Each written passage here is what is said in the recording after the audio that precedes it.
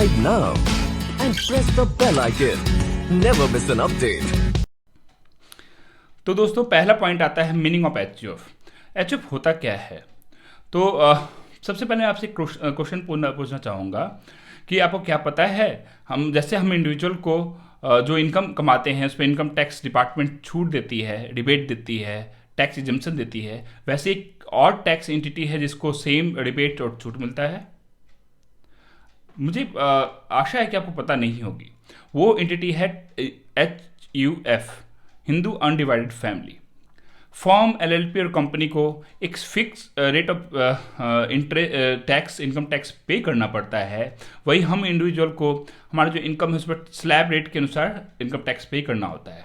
उस पर भी इनकम टैक्स डिपार्टमेंट हम लोग को डिडक्शन देती है under section 80C, 80D and other section of income tax.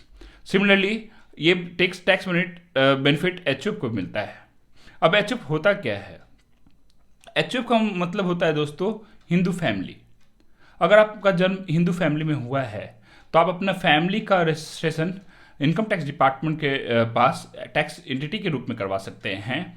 तो उससे आप जो भी इनकम आप कमा रहे हैं उसका कुछ पार्ट एचयूएफ को ट्रांसफ़र कर देंगे आप, तो उस पर भी आप टैक्स बेनिफिट और टैक्स एग्जम्पशन अवेल कर सकते हैं। तो दोस्तों एचयूएफ एक हिंदू फैमिली को कहते हैं जिसका रजिस्ट्रेशन इनकम टैक्स डिपार्टमेंट के पास हुआ रहता है as tax SSC, tax entity. HUF बनाने के लिए आपका हिंदू परिवार में जन्म होना जरूरी है। यहाँ हिंदू से मतलब जो बुद्धिस्ट हैं, जैन हैं, सिख हैं, वो भी शामिल होते हैं। एचयूएफ वैसे हिंदू अनडिवाइडेड फैमिली को कहते हैं जिसका पंजीकरण इनकम टैक्स डिपार्टमेंट के पास जिसका फॉर्मेशन इनकम टैक्स डिपार्टमेंट के पास हम लोग करवाते हैं for availing tax benefit and tax exemption. अगर मैं एचयूएफ को थोड़ा डीप में आपको बताना चाहूँ तो पुराने ज़माने में हमारी जो हिंदू फैमिलीज हुआ करती थी वो जॉइंट फैमिली हुआ करती थी। लोग पैसे कमाते थे और हेड ऑफ फैमिली को दे देते थे। हेड ऑफ फैमिली वही इनकम को यूज़ करके पूरे फैमिली का देखभाल करती थी, उस पूरी फैमिली का लुक आफ्टर करती थी। इसी कॉन्सेप्ट को आज इनकम टैक्स डिपार्टमेंट ने एक्सेप्ट किया है और हमारे हिंदू फैमिली को एक टैक्स एसएससी के रूप में, टैक्स एंटिटी के रूप में मान्यता दी है। मान लीजिए आप किसी हिंदू फैमिली में आपका जन्म हुआ है और आप दो भाई हैं, आपके एक पिता हैं, आपके पिता और आप दो भाई दोनों पैसे कमा रहे हैं। तो आप अगर हिंदू अनडिवाइडेड फैमिली का पंजीकरण और इसका फॉर्मेशन अगर आप कर लेते हैं अपने पिताजी के नाम पे, तो आप तीनों अपने जो प्रॉपर्टीज़ हैं, उनका इनकम है, उसको एचयूएफ के नाम पे ट्रांसफ़र कर सकते हैं और कुछ टैक्स बेनिफिट और टैक्स एग्जम्पशन का फ़ायदा उठा सकते हैं। जिससे क्या होगा, मान लीजिए आपको टैक्स जो ज़्यादा पे करना पड़ रहा था, after formation of Hindu undivided family आपको टैक्स कम पे करना होगा।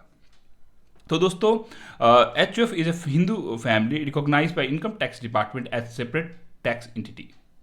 HUF is not created, it gets created after a person get married.